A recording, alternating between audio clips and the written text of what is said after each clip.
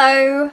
I couldn't help notice that even though I'm really new to this video YouTube thing, the second most watched video at the moment is the one clip from several years ago of me donning a pair of jeans. So I wanted to take just a moment to go through that in a bit more detail so that you can see how it's done. Shall we go over to the sewing machine? Welcome to 24 Washington Avenue. If you're new, I hope to post videos of historically and vintage-inspired creations, show you the workings of my antique sewing machines, and hopefully share bits here and there that you didn't know.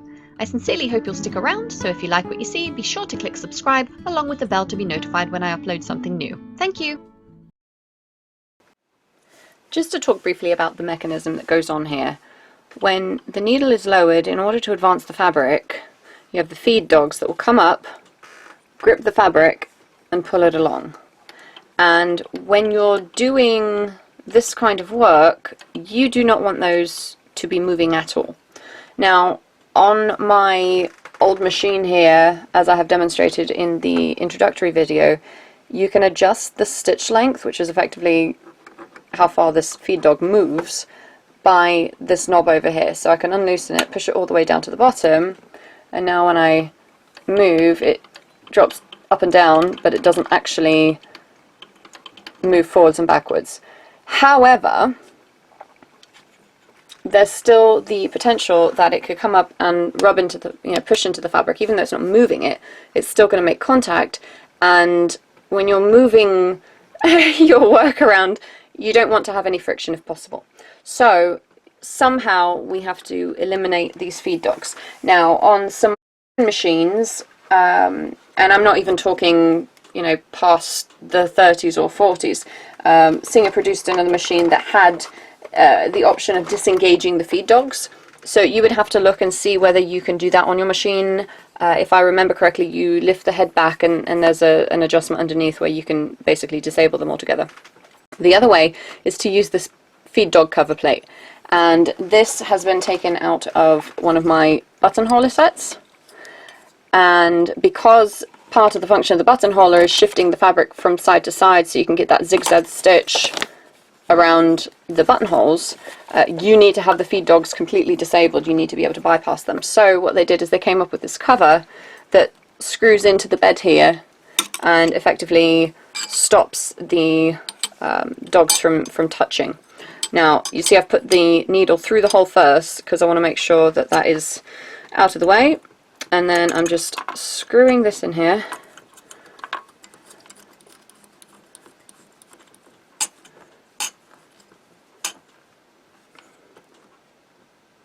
As securely as I can. Okay, so that's not shifting.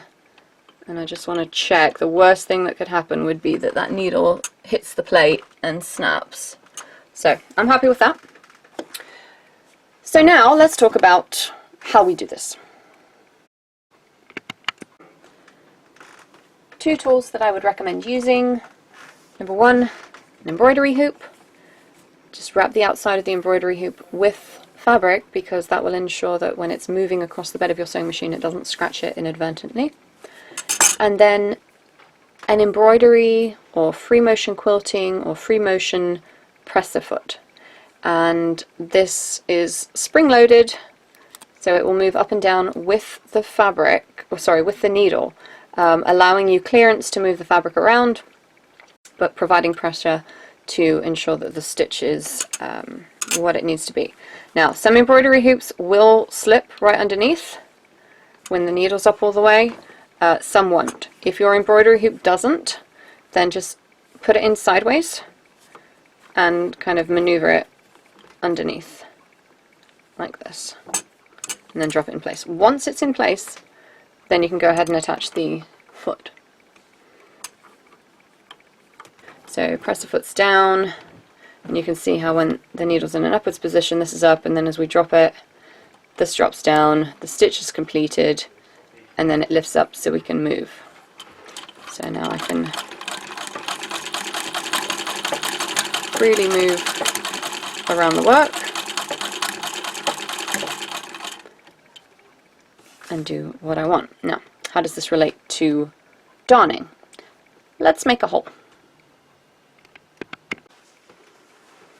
Okay, so I've roughed up this piece of fabric. and I've just kind of ripped it in several different directions to make it look like we've just caught our clothes on a nail, right? Okay, the first thing we need to do is to clean up the edges, because all of this loose fabric, we are not going to have any tension in that really while we're operating. So this loose stuff needs to go. These loose ends here are not such a big deal. You can tidy them up if you wish. This is kind of hit and miss. You want to have as much as you can to anchor onto, but just any really obvious bits that are going to get in the way should go. Okay, next step is to put this into our hoop. So I'm laying it over top.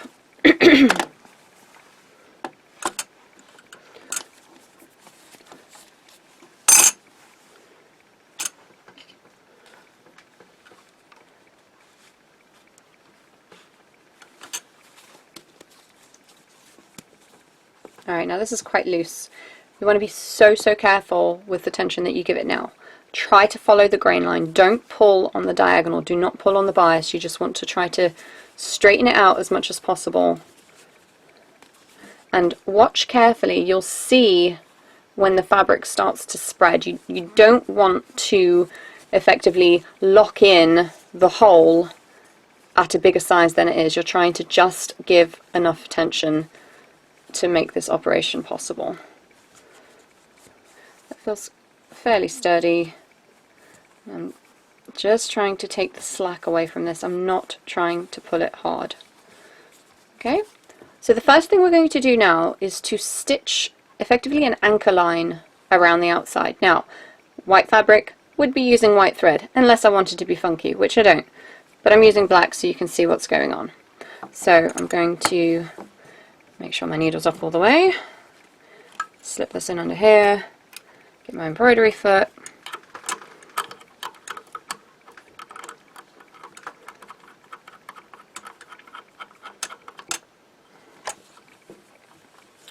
and now I'm just going to work in a circle around this hole.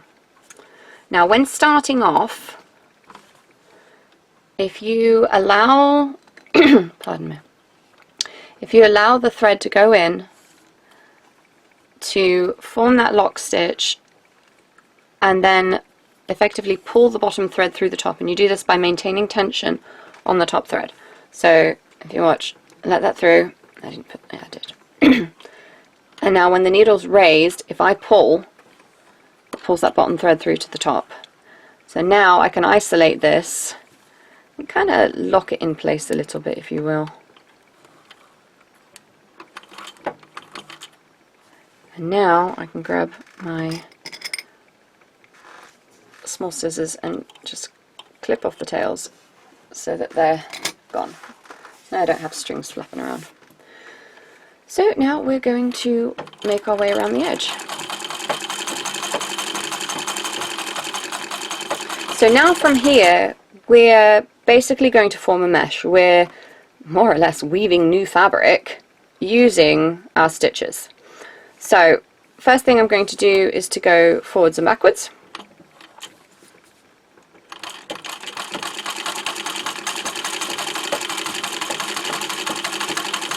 I'm going to my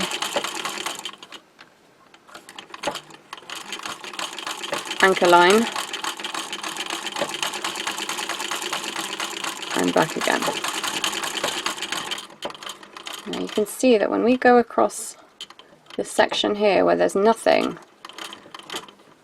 the sewing machine continues the threading process. It continues spiraling the threads around each other, effectively roping it into something that is quite strong, and that's what we're doing. Now if you get to the edge and find that, for example, this is looped back, just pause for a minute, lift your foot, straighten it out wherever it should be, put it back down, and continue.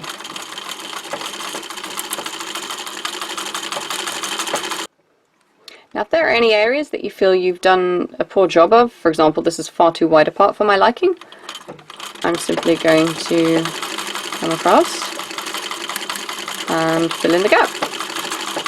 So it really is a very forgiving process.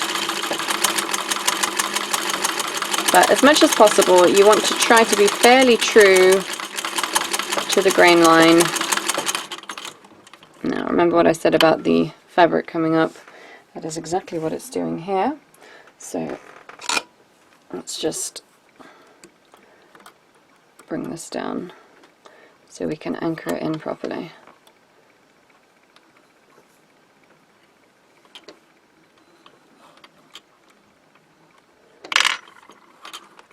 There we go.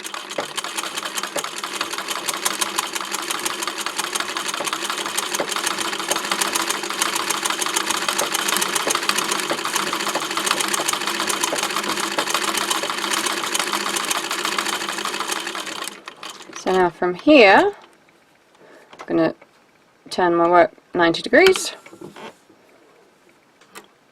and now start working on the grain.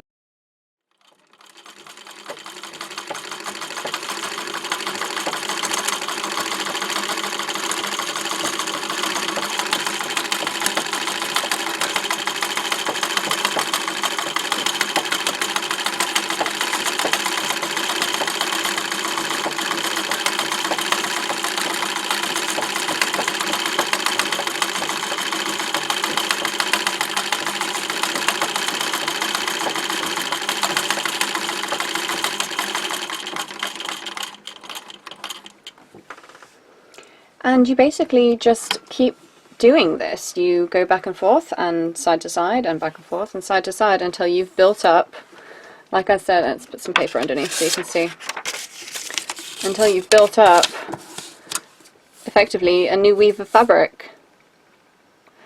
The risk with this is that if the hole is something due to wear, that the fabric itself is becoming threadbare and that there's not enough strength to really sustain a patch like this for very long. Now you have the option of making a wider circle to catch all the more intact threads and therefore give yourself a stronger foundation. Or you could put a patch behind if you wanted to and just kind of anchor into that. But really this is it. So I'm just going to continue patching up.